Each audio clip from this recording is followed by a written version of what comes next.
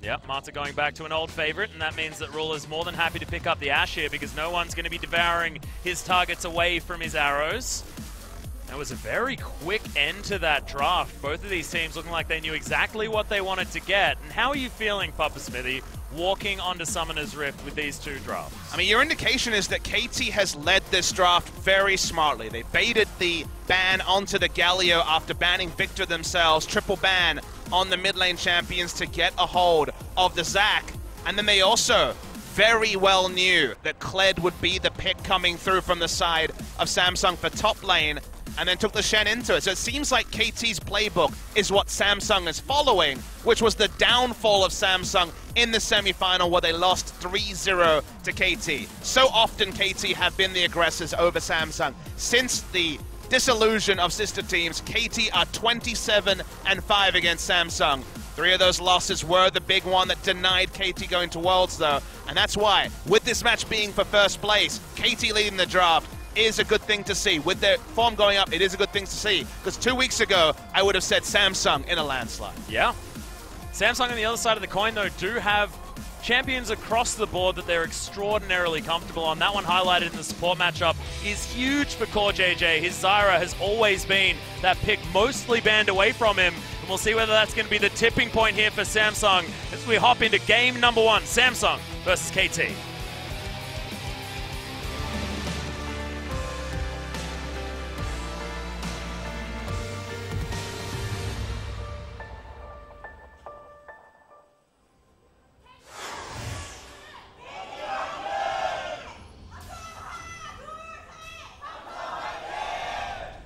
Pretty even, but pretty vocal are the fans here. Compared to other drafts we've had, it's amazing or striking how standard this game is. There's no 3-pushing lane situation, similar scaling across the board. Well, this is a bit of a problem. Nice 2-man shockwave, but I believe the crown is still going to fall down. Smeb helped out by using that Stand United. The crown looks quite frustrated on the player cams, as you can see. You all know the potency of Ashe Zyra as far as a lane. His Score's going to get engaged on teleport, immediately burnt by Smeb, who wants to actually start this one up. Good chains as there's the shockwave, but only onto Score. As now Pawn gets himself back, wants that shatter to be popped. As in comes Cube. Pawn's going to get taken down. Amazing prediction by Ambition with the explosive cask. That is going to be the pick, answering the first blood from KT. Yeah, he wants to kill Ruler. Ruler has both summoners. Well, this makes it difficult. Yeah, and now with the build draw to Cutlass there as well, it's not likely that Ruler's going to be able to get out of this one, and Smeb locks down that kill. Nice coordinated play. Pawn saw the opportunity and pounced on it immediately. But it's the sort of game where making these plays will have a cost. Inside track to mid lane. Back to what was a difficult situation in the mid lane appropriately. Yarrow, not going to find Pawn, but everything else is. Ambition makes his way forward. He wants to fight. Oh my god, so close to Ruler falling down. It's not going to be that. He even holds on to the heel, so he wasn't going to die anyway. That was really cute. Smeb right at the last. So top lane is a bit irrelevant at this point. Well, Score makes his way through. Remember, this is a flashless Zyra. Delivered and destroyed as Score grabs that kill. Stranglethorn's not enough to get rid of Marta as the chains will land. Smeb comes back through. His Stand Uniteds have always netted them what they want for KT. And could we be seeing vintage Smeb? Is this the guy that's ready to carry them back forward, Papa Smithy? All I know for sure is we're seeing a very smart macro game of League of Legends. It made sense to engage because Cuvée was low. They tried to take the turret in advance here to Samsung, but the Zac engage onto the Zyra in particular. Cuvée might just die. Well, Smeb's looking for it, but there's the charge. It's not a very long one, but it does get the teleport out of Pawn. Could have actually... If the gold lead reads 1,000. Well, Pawn, yep, they're going to look for it. They find Core JJ. Once again, Stand United comes down, KT get a kill. Drafting the Zyra is being targeted so far. Feels like we're back to Season 3. And okay, Bench's Veil was held onto for a very long time. The flash lets bounce, delivers him back as Def needs to create distance now. Good exhaust, and he's able to pick that one up. Ambition now in trouble. The taunts there from Smeb. And KT, this is the team play that we wanted from these guys. And making the Zac work. Score clearly is a smart user of the Zac, and Crown is not practiced, did not respect the flash lets bounce, has dies with both summoners, and it could represent Baron. Yeah, well, 5 members in the pit. Marta's going to move around, though. The barrier of traps is most certainly in there as now Pawn. He's looking for the snares. Gets himself back through. The smite advantage is certainly available as Ruler. He's in trouble. Focused Resolve, though, does not get the snare. And this Baron is lasting for so long. Deft gets over the wall, survives, picks up the kill. That is going to be Pawn grabbing one at the same time. The Baron will fall in favor of KT.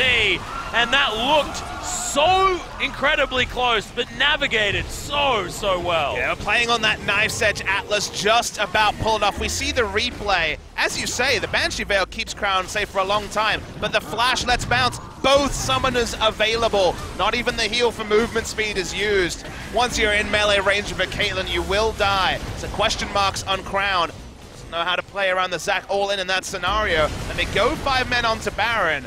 We've seen these Barons before, and you start to criticize teams, but they kept playing around the Antagonist. First, the AoE shield to keep them alive. Not going to be a smite contest. Ambition was one of the few to go down.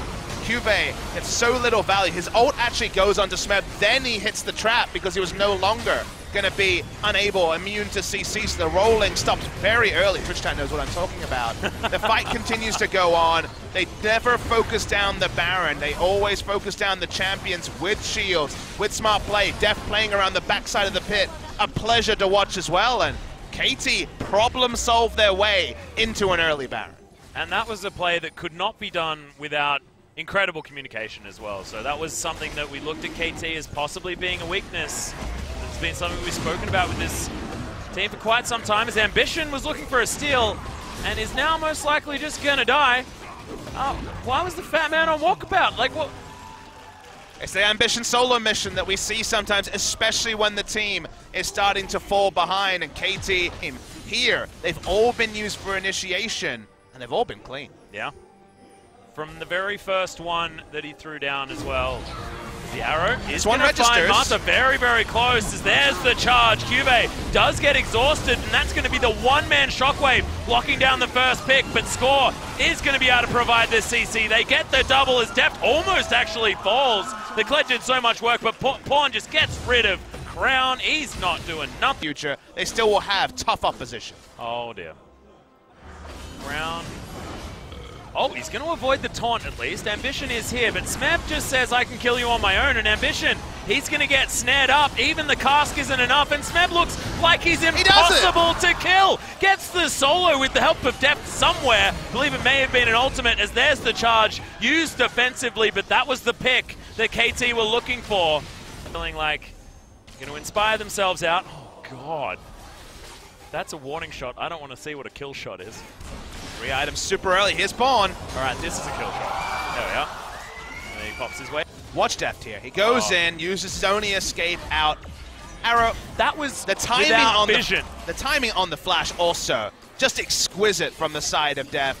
His first ever series back in Korea. Had that Ezreal game where you're like, that is quintessential Deft. Haven't had those many Deft moments as possible. Double giant spell and also the Gargoyle stone plate. He is a monster. Look at how big the Zac is. Yeah. Scaling with health is a hilarious thing, especially when you're this far ahead. As in he goes, he's looking for the Let's Bounce as well. That is such an easy pick up onto the Ashe, and then delivers Cuvée into the backline, because honestly, it doesn't matter which team member they get. They just want to get kills. Pawn's being frustrating. That's another taunt. And Crown is not long for the world. The flash out of the way of the shockwave, and it is just big play after big play until the game is over. KT, a dominant first game victory, and Deft is going to be on the fountain as it ends. Can you believe this is the same KT roster that 2 weeks ago were perfect gamed by Afrika Freaks in Game 1? This was not a perfect game, but it was the game KT roster have been yearning for a long time. Samsung have traditionally been the team that they have been able to beat on.